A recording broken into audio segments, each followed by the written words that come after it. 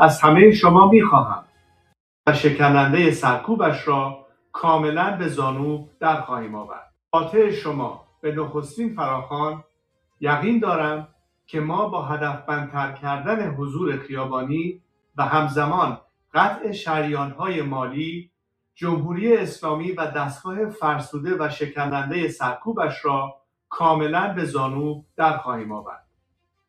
در همین راستا از کارگران و کارکنان بخش‌های کلیدی اقتصاد به ویژه حمل و نقل و نفت و گاز و انرژی دعوت می‌کنم روند اعتصاب سراسری را آغاز کنند.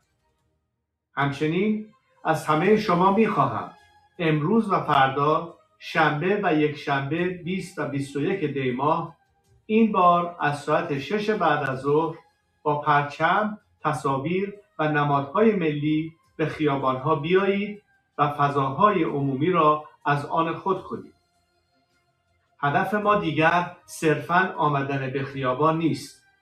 هدف آمادگی برای تسخیر مراکز شهرها و حفظ آنهاست.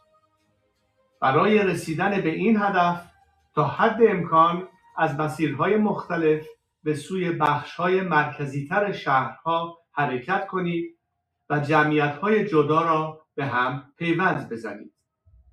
همزمان از همین حالا برای ماندن در خیابان آماده شوید و تدارکات لازم را تهیه کنید.